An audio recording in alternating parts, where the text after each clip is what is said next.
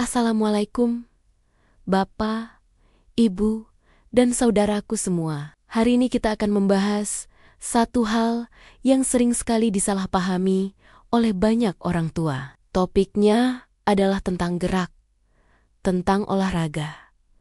Bapak Ibu, pernah tidak mengalami kejadian seperti ini? Pagi-pagi, semangat bangun tidur, niatnya ingin sehat. Lalu Bapak Ibu pakai sepatu kets, pergi jalan kaki jauh, atau ikut senam yang lompat-lompat di lapangan. Keringat bercucuran deras. Rasanya puas sekali.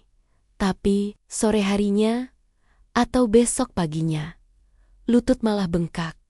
Pinggang rasanya mau copot, badan bukannya segar, malah greges demam atau masuk angin. Dan yang paling menyedihkan, sendi-sendi rasanya makin kaku. Lalu Bapak Ibu bertanya-tanya, salah saya apa? Katanya, olahraga itu obat?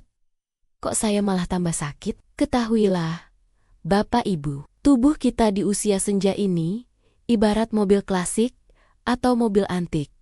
Mobil antik itu berharga, mahal harganya, tapi mesinnya sudah tidak sama dengan mobil balap baru. Kalau mobil antik dipaksa balapan di sirkuit, dipaksa ngebut, sampai mesinnya panas, dia bukan jadi bagus, tapi malah turun mesin. Rusak. Kemarin, kita sudah belajar bahwa tubuh manusia itu beda-beda tipenya. Ada yang tipe kering, lidah retak. Ada yang tipe lembab, lidah tebal. Ada yang tipe panas, lidah merah. Ada yang tipe dingin, lidah pucat. Nah, kesalahan fatal yang sering terjadi adalah kita memukul rata semua olahraga. Coba bayangkan, Bapak A lidahnya retak-retak, tipe kering. Cairan di lututnya sudah habis, olinya kering. Lalu dia ikut lari pagi atau jalan cepat di aspal panas. Apa yang terjadi? Ibarat engsel pintu yang kering, dipaksa bergerak cepat. Engsel itu akan aus, hancur.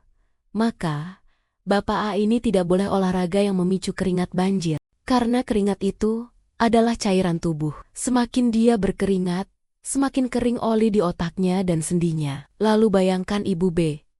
Lidahnya pucat, kakinya dingin, tipe dingin. Lalu dia disuruh berenang pagi-pagi karena katanya berenang bagus buat saraf kejepit. Ibu B ini tubuhnya sudah dingin.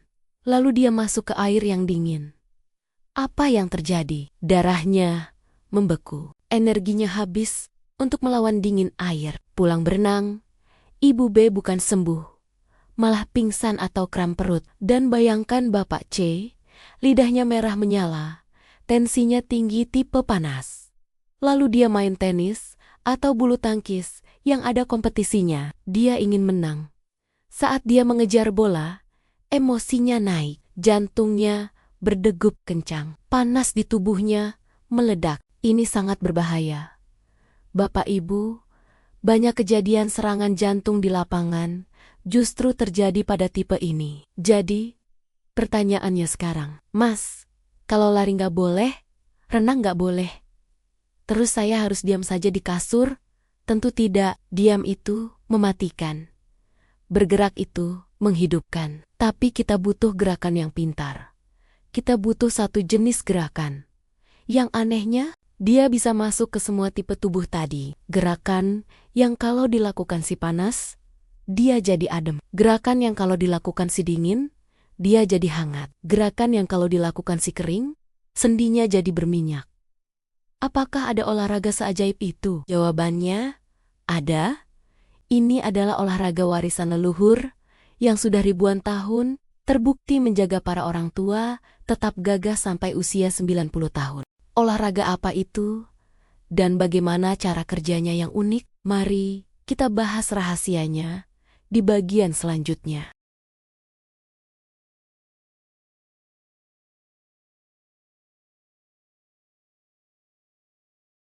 Hari ini, kita akan membahas sesuatu yang sangat istimewa dan bermanfaat, terutama untuk para senior kita yang tercinta, yaitu orang tua, kakek, nenek, atau bahkan untuk kita sendiri nanti. Topiknya adalah Tai Chi, sebuah seni kuno yang ternyata bisa menjadi solusi kesehatan modern yang luar biasa. Mungkin banyak dari kita yang berpikir, lansia kan sudah tidak sekuat dulu.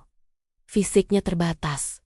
Bagaimana bisa berolahraga? Nah, disinilah keajaiban Tai Chi berperan. Tai Chi bukan sekadar olahraga biasa.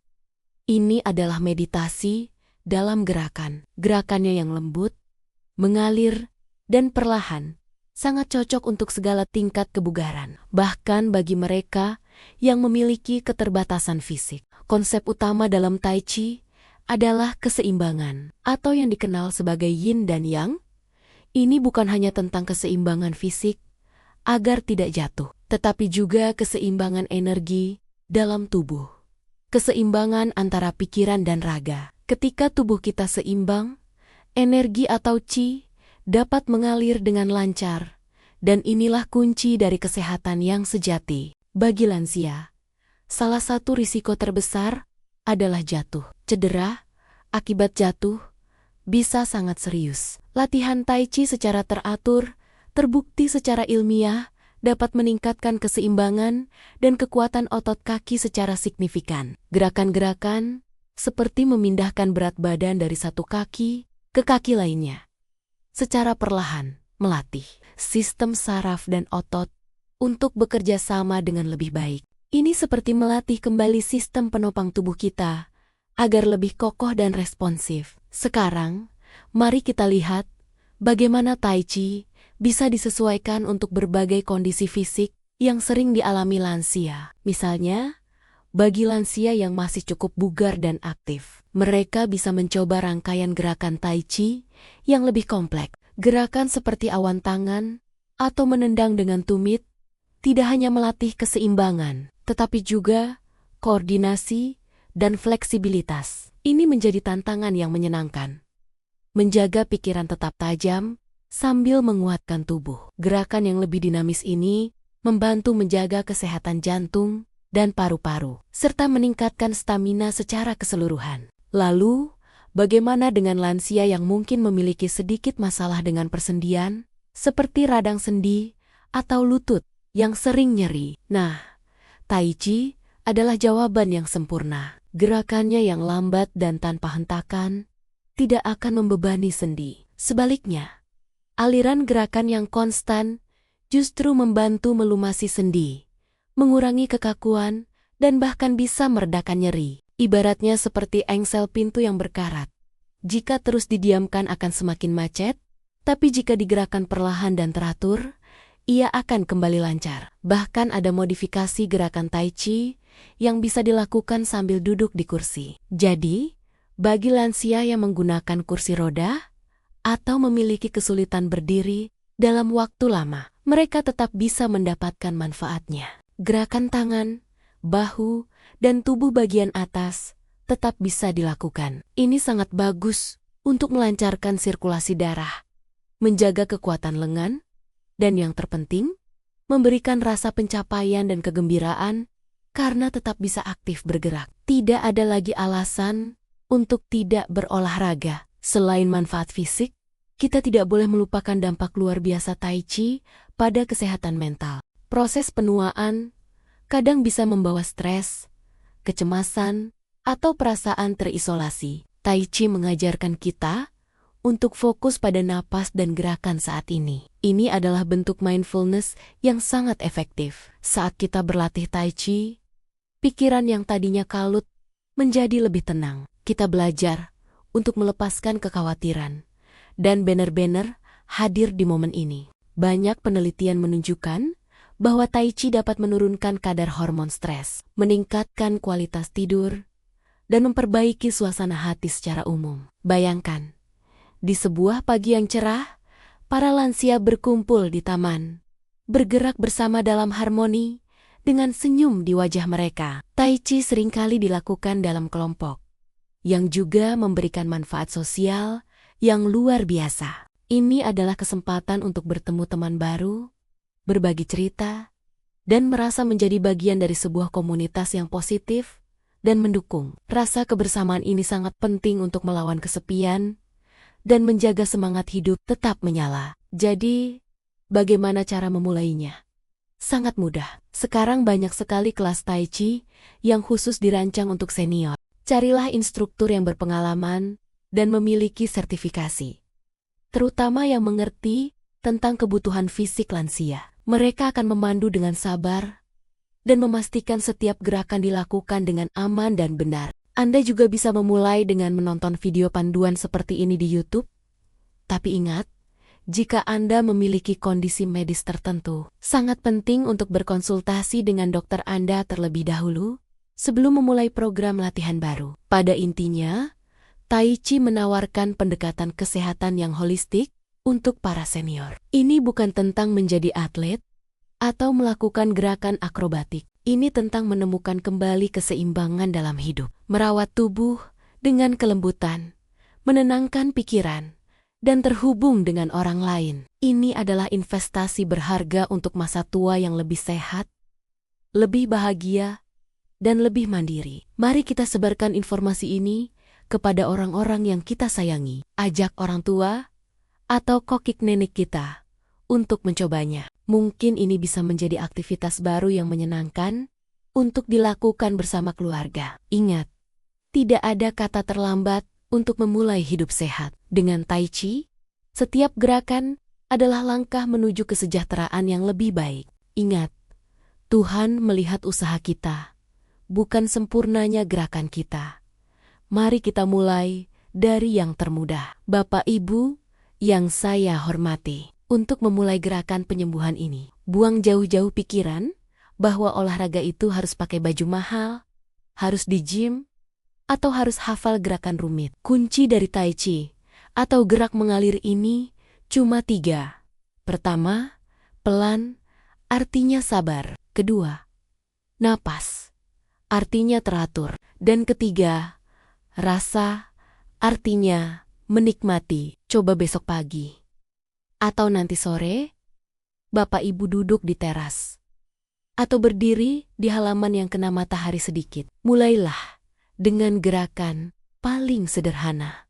Mengangkat awan, tarik napas pelan lewat hidung. Angkat kedua tangan pelan sampai setinggi dada. Bayangkan Bapak Ibu sedang mengangkat udara yang segar. Lalu buang napas pelan lewat mulut. Turunkan tangan pelan ke samping badan. Bayangkan Bapak Ibu sedang membuang semua sakit, semua penat, semua panas ke dalam tanah.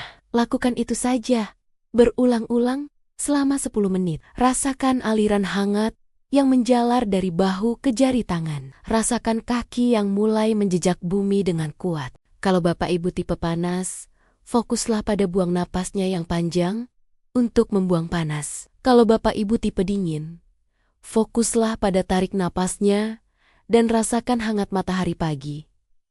Jangan memikirkan apakah gerakan saya benar atau salah. Selama Bapak Ibu merasa nyaman, tidak ngos-ngosan, dan hati merasa tenang, itu sudah benar.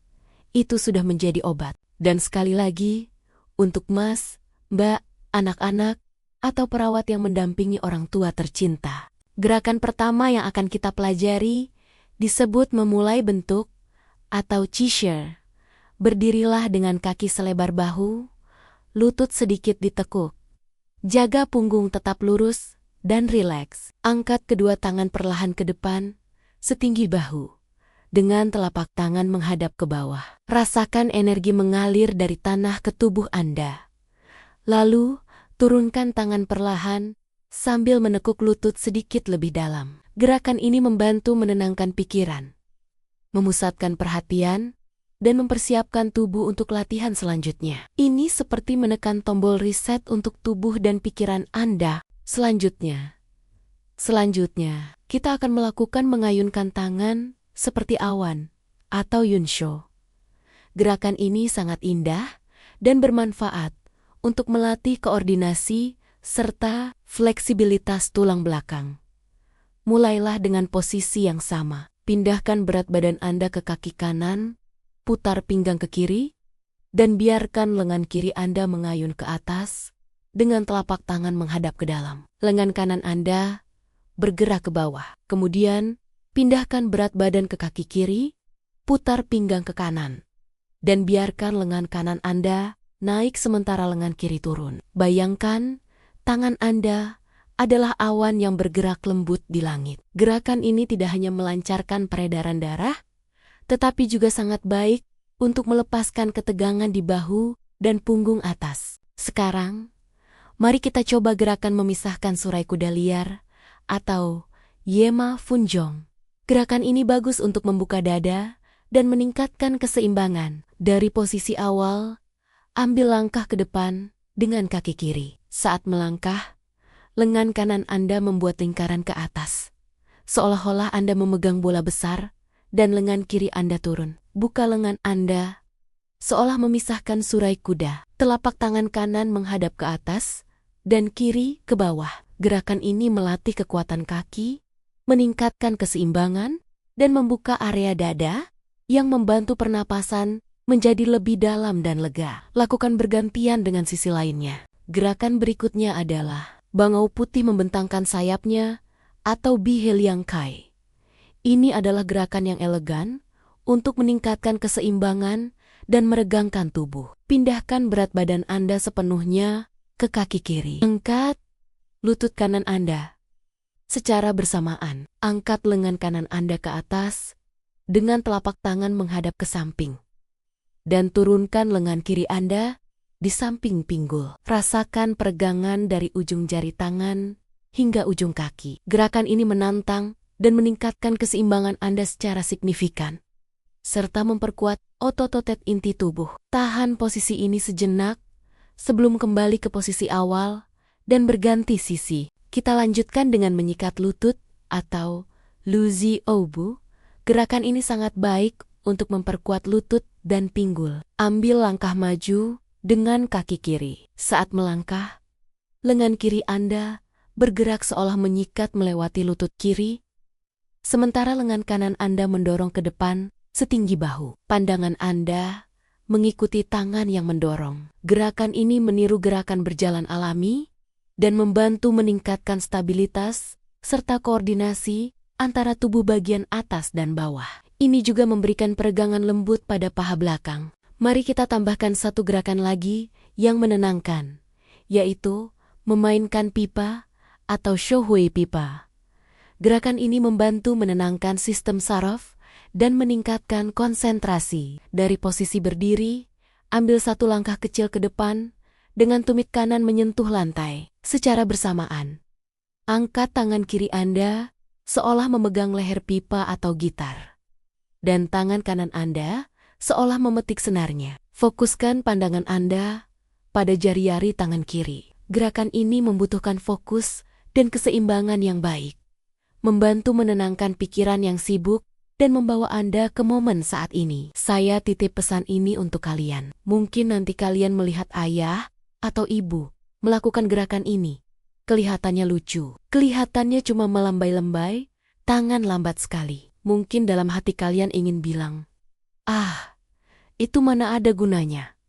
Ayo lari, biar keringetan. Tolong, tahan lisan itu, jangan diremehkan, apalagi ditertawakan. Bagi tubuh lansia, gerakan lambat itu adalah usaha keras mereka untuk menyambung kembali sirkulasi kabel-kabel tubuh yang mulai putus. Itu adalah momen mereka sedang berdialog dengan tubuhnya sendiri. Temani mereka. Kalau perlu, ikutlah berdiri di samping mereka. Ikutlah bergerak lambat bersama mereka. Jadikan waktu 10 menit itu sebagai waktu meditasi keluarga. Tanpa HP, tanpa suara TV. Cuma ada napas ayah, ibu, dan Anda. Percayalah, kesehatan orang tua itu seringkali membaik. Bukan karena gerakan senamnya yang hebat, tapi karena mereka merasa punya teman untuk bergerak. Mereka merasa tidak sendirian, berjuang melawan tua. Terima kasih sudah menyimak seri video panjang ini. Dari soal makanan sampai soal gerakan. Semoga ini menjadi bekal Bapak Ibu untuk menua dengan gagah, mandiri, dan ingatannya tetap tajam cemerlang. Silakan dicoba gerakannya besok pagi. Jangan lupa tulis di kolom komentar. Saya siap bergerak, agar saya tahu semangat Bapak Ibu. Sehat selalu untuk kita semua. Wassalamualaikum warahmatullahi wabarakatuh.